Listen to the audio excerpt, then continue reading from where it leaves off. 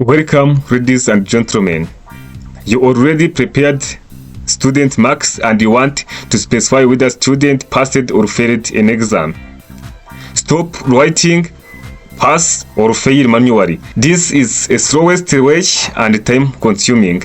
In this video, I will show you the simple and professional way of determining whether student passed or failed an exam by just one Excel formula. Without spending more time, let us start. What we do is just to type equal here, then we need to use if function, then we open brackets like this. Automatically you will get the format. This one we need to specify logic value when condition is true and value when condition is false. To mean that we need to specify when student will pass or when will fail. Alright, so that's why here we just need to put condition here is when marks greater than or equal to 150. For instance, this if should be, this 253 should be greater than or equal to 150 as we already specified.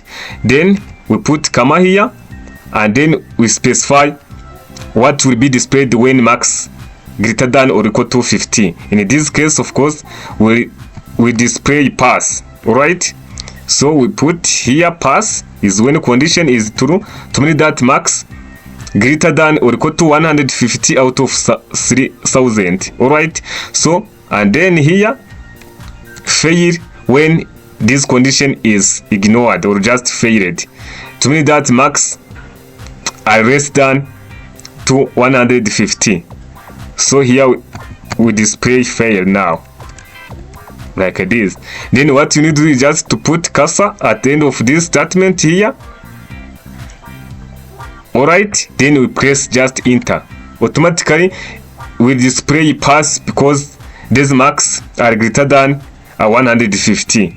So what you should do for rest students is just to mouse over here and scroll down. Automatically will display pass or fail based on marks. Alright, see how this is working. It's just a simple only to write if statement based on condition you specified. Alright, as you see, this is the simple and professional way. So thank you for watching this video. I hope it's helpful for you. Don't miss subscribe, like this video and share it to your colleagues. And if you have any question or idea, let us know in the comment section.